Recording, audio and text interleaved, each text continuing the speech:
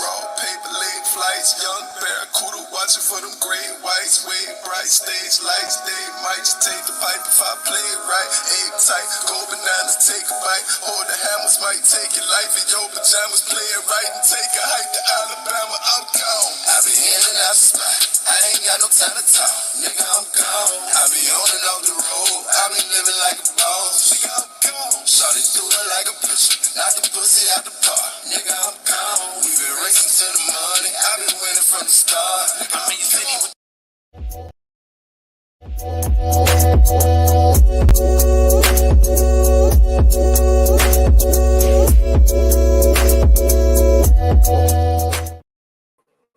Hey you guys, what's up? So first of all, I'm gonna say like, share, subscribe, and all that good stuff. Second of all, this is pre-recorded. This is not live. I'm not live. This is pre-recorded. So you guys remember when I did the video about the coordinated attacks in North Carolina on the electrical substations? Okay, well, guess what? It happened again. Remember when I was like trying to figure out, what is going on? Well, it happened again. This time it happened across the pond. It's like, no, it isn't across the pond. It's just across the states in Washington State. So let's see. Let me share the Washington State electrical stations vandalized, cutting power. So, oh, this isn't the one I wanted to do. This isn't the one I wanted to share. That one right there. I didn't like the way that one was presented. I want to share this one right here. And all right. So 4 substations attacked in Washington State, leaving thousands without power. Power appears to have been restored to many of those left in the dark after electric infrastructure in Tacoma area was vandalized. They're saying vandalized. But it happened, I believe it happened on Christmas, I believe. Around Christmas. It says 4 electricity substations in the Tacoma, Washington area were attacked on Sunday, affecting thousands of customers, authorities said. So it says it is unknown if there are any motives or if this was a coordinated. It was a coordinated attack. Like, what's so wild to me is there was some substations shot in North Carolina, and now there's some substations shot. Well, I don't know how it. Let's see. Look. It says the agency estimated that the number of affected homes and businesses was 14,000 at one point Sunday, when 3 substations were affected. The sheriff department described the 4th incident Sunday about 7:21 p.m. at another Puget Sound Energy substation. The suspect gained access to the fenced area and vandalized the equipment, which caused the fire. Okay, so it caused the fire. So was it shot? What did they do? It says Puget. I hope I'm saying it right. Puget Sound Energy confirmed in a statement Monday that 2 of its substations were attacked. They're just saying attack. Like, attack? What's going on? We are coordinating with authorities on suspected acts of vandalism. Both incidents are under investigation. No further details are available. Okay, so was it shot? What vandalized? What did they come do? Okay, it says the sheriff's department said a person or people broke into facilities and vandalized equipment in each of those attacks, the first of which was reported at 2:39 a.m. TPU said federal law enforcement alerted in this month to the possibility of attacks and recommended a security assessment. It wouldn't say what measures, if any, they took. It says reported that separate attacks on 6 substations operated by PGE, the Bonneville Power Administration, the Coles County Public Utility Direct, and Puget Sound Energy in Washington and Oregon had taken place mid-November. The incidents are alleged to have included breaches of utility properties, the outlet said. On December 3rd, vandals attacked 2 Duke Energy substations in Moore County, North Carolina, leaving 45,000 customers in the dark for more than 3 days, officials said. People with guns opened fire and in one case breached a facility, they said, and they remained outstanding nearly a month later. Wow. So on December 3rd is when it happened in North Carolina. As electricity was restored to the last of the North Carolina customers, December 7th, someone opened fire near a Duke Energy hydro facility in Ridgeway, South Carolina. Oh, shoot. About 130 miles south of Moore County, federal investigations were comparing ballistic evidence in both attacks. So around December 3rd was North Carolina. December 7th was South Carolina.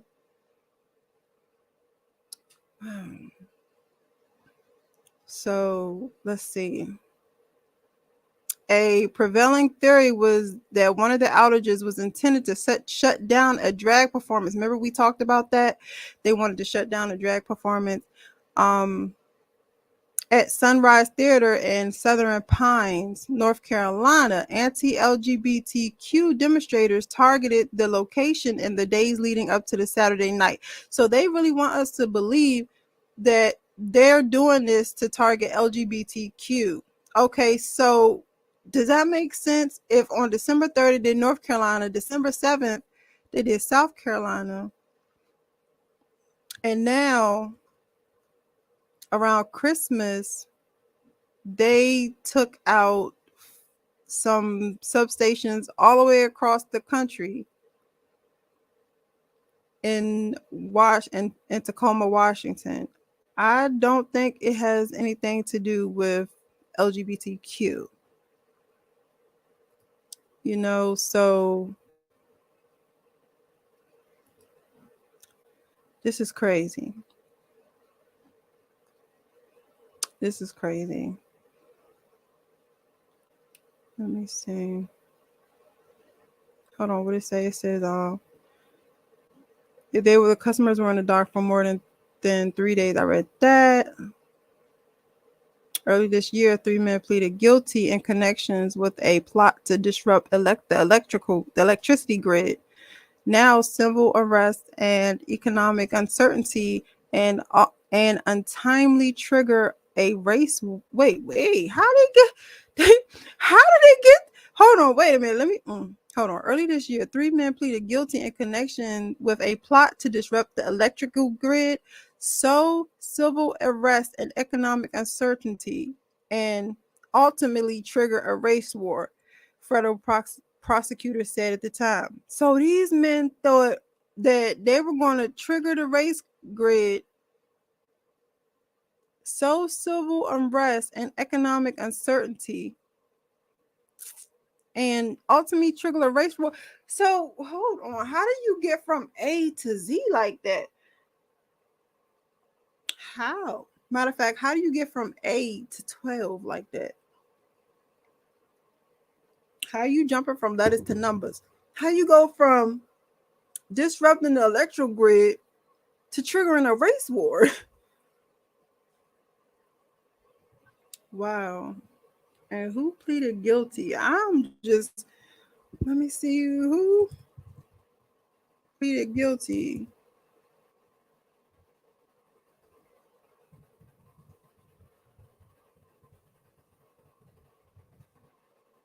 This is wild.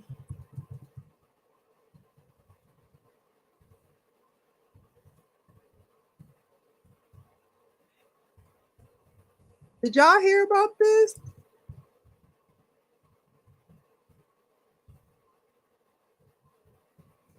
Did y'all hear about this? Let me see. 3 men plead guilty to conspiring to provide material. This is in February.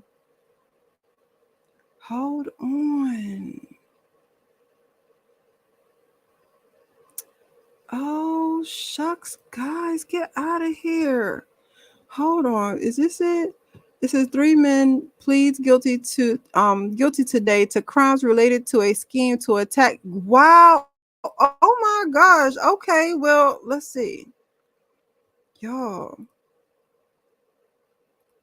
this was the beginning of the year.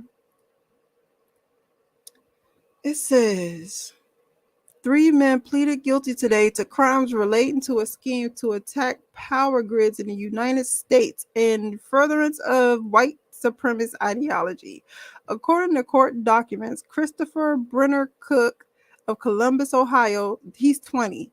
Jonathan Allen Frost, 24, of West Lyttsville, India, and Katy, Indiana, and of Katy, Texas. And Jason Matthews, these are all young kids, 22 years old, 20, 24, and 22 years old of Oshkosh, Wisconsin.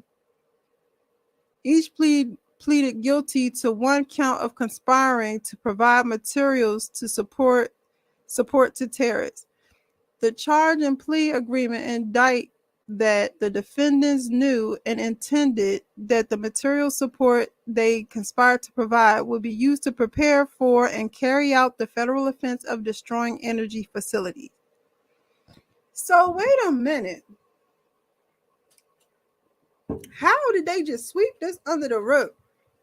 These 3 defendants admitted to engaging in disturbing plot in furtherance of white supremacist ideology to attack energy facilities in order to damage the economy and stroke division in our country, said Assistant Attorney General for National Security Matthew G. Olson.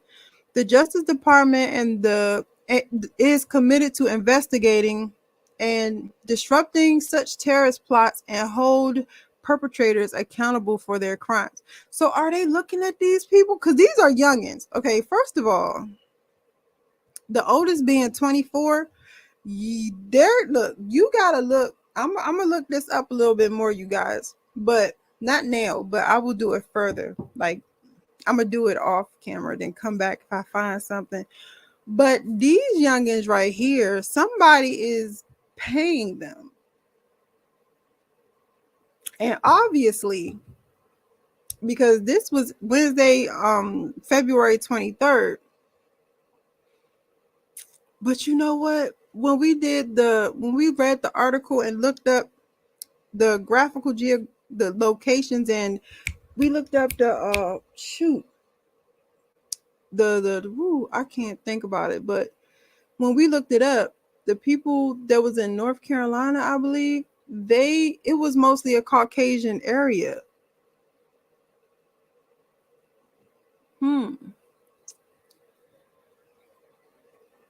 That's wild.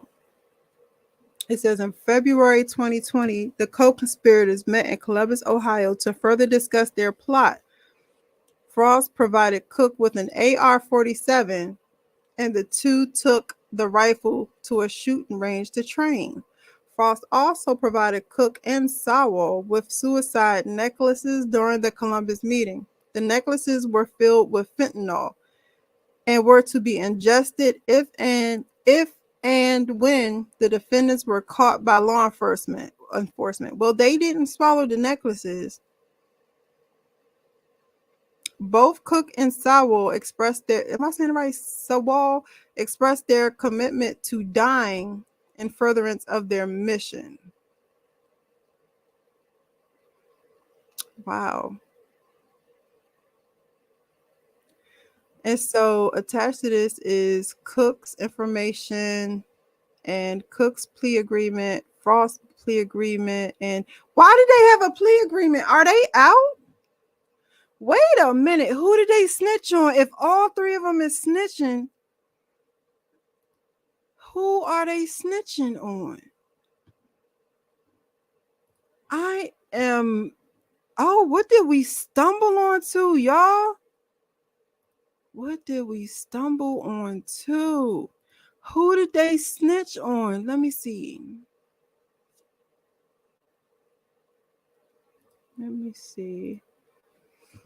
All right. United States of America plaintiff versus Christopher Brenner Cook. Elements of offense. Okay. Penalties. Waiver of rights. Factual sentence stipulation. Who did they snitch on? Why did they get a plea agreement? Hold the heck up. Hold on, wait a minute. They got in trouble. If somebody is watching this, please explain to me how they got in trouble for terrorism and got plea agreements. It says the defendant shall perform 500 hours of community service throughout the first 5 years of supervised release as directed by. Wait a minute. The defendant shall attend violent extremism counseling. Get the F. Didn't they? Wow. Hold on, y'all. So hold on. Let me see. Obligations, waiver of appeal, Freedom of Information Act. The defendant waive all rights under the Freedom of Information Act relating to this investigation. Violation of plea agreement. Oh, who they snitch on?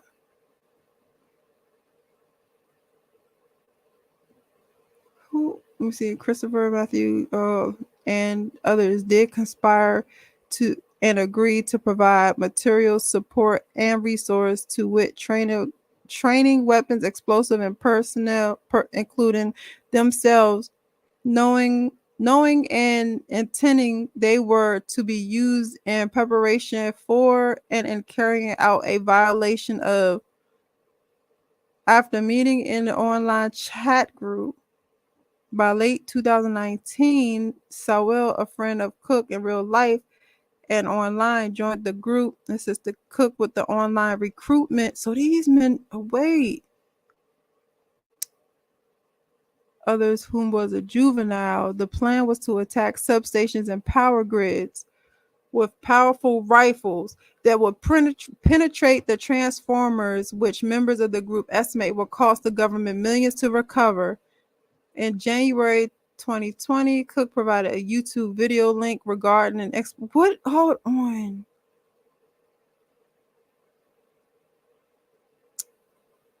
The purpose of the meeting in Columbus, Ohio, between Cook, Frost, and Sowell was in furtherance of the conspiracy. Fentanyl necklaces was an opportunity for all three to talk further about logistics and propaganda for their cause. Cook and Frost continued. Wow. Instead, the person who found the phone and the Nazi propaganda is propaganda on. It's answered their calls and told them the phone would be turned into the police, which caused Frost and Cook to start destroying their online communication accounts. So not only did they conspire to be and was terrorists, they also was destroying evidence. Racially motivated violence, extreme RMVE Nazi material was found in the digital evidence seized from Cook. So who they snitching on? Yo, look, let me tell you. Racists get away with too much. In furtherance of the conspiracy, Frost sought to provide several AR-47 rifles, which he had previously acquired and built himself. Look at that. Hold on, wait a minute.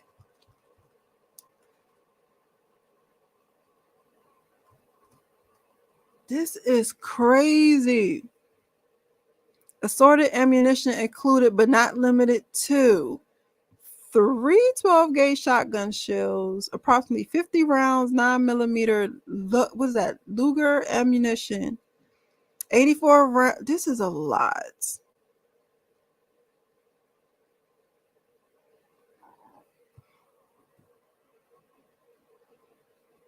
defendant agrees to voluntary surrender for forfeiture to United States all of his rights, titles, and interest in all property seized during the investigation.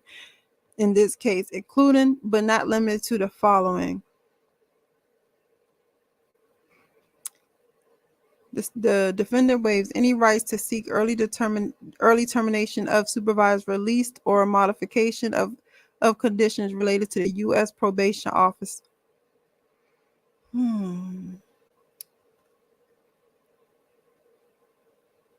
This is really crazy. Let me see. The defendant shall participate in direction of a probation officer in a mental health treatment program, which may include the use of prescription medicine.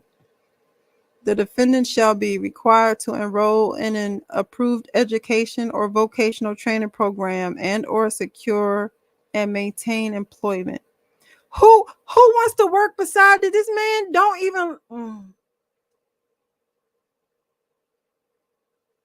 They're putting people's life at risk when they have, especially if he's working beside black people.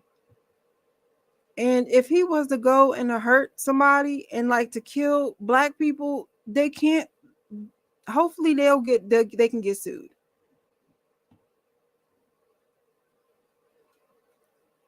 All right, guys, and let me see. Let's go back.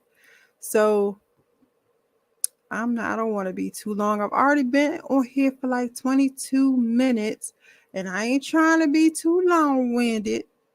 But you guys, y'all can look this up. This is at the United States Department of Justice. I am going to keep you guys updated on this, and y'all have a blessed day. All right, guys, this is crazy.